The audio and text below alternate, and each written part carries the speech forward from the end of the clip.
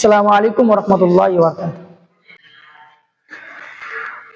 আলহামদুলিল্লাহি রাব্বিল আলামিন ওয়াসসালাতু ওয়াসসালামু আলা আশরাফিল আনবিয়া ওয়াল মুরসালিন নবিয়ানা মুহাম্মদ সাল্লাল্লাহু আলাইহি সাল্লাম ওয়া আলা আলিহি ওয়া সাহবিহি আজমাইন।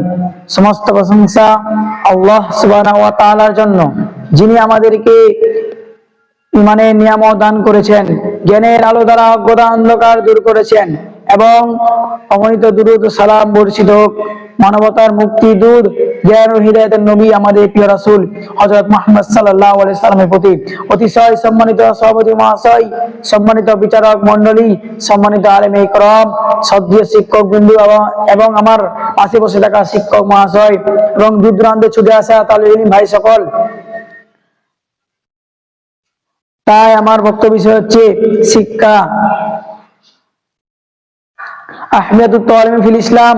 ইলম এমন একটি নিয়ামত যা ছাড়া মানুষ আল্লাহকে সঠিকভাবে চিনতে পারে না, ইবাদত শুদ্ধভাবে আদায় করতে পারে না, হিদায়াতের পথে চলতে পারে না।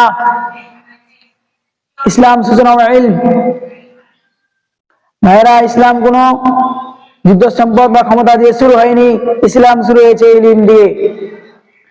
আল্লাহ তাআলা যে আয়াত সর্বপ্রথম নাযিল করেছিলেন তা হলো ইকরা বিসমি রাব্বিকাল্লাযী খালাক, পড়ুন আপনার রবের নামে যিনি তোমাকে সৃষ্টি করেছেন। সূরা আল আলাক 1 নম্বর আয়াত। এই আয়াতের মাধ্যমে আল্লাহ তাআলা আমাদেরকে স্পষ্টভাবে জানিয়ে দিলেন দিনের প্রথম ধাপই হলো শিখা, জানা, বুঝা। শিখতে হবে এবং জানতে হবে এবং বুঝতে হবে। যেই দিনে ইলম নেই সেই দিনে অন্ধকারে ভরা।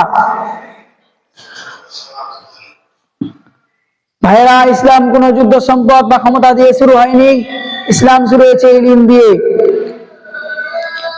যা দিয়ে নামাজ শুদ্ধ হয়, রোজা শুদ্ধ হয়, আকীদা শুদ্ধ হয়।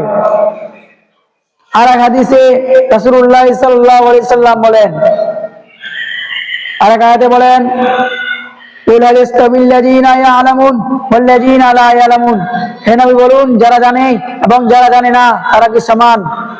কখনোই না। এই আয়াতের উত্তর সবাই জানে, এই প্রশ্ন উত্তর সবাই জানে, কখনোই সমান নয়। আমি উদাহরণ দিতে পারি, জ্ঞানী আর মূর্খ হয় কি সমান? জ্ঞানী আর মূর্খ হয় কি সমান? যে বলে সমান সে বড় অজ্ঞান। রাত আর দিন কখনো সমান হতে পারে? কখনোই না। একটা চক্ষু ব্যক্তি একটা অন্ধ ব্যক্তি কখনো সমান হতে পারে? কখনোই না। ঠিক এইভাবেই আল্লাহ তাআলা আর এক আয়াতে বলেন, ইন্নামা ইয়াখশাল্লাহ মিন ইবাদিল উলামা, আল্লাহকে দেখে সবচেয়ে বেশি ভয় করে তারাই বান্দাদের মধ্যে আলিমরাই। সূরা জুমা 9 নম্বর আয়াত।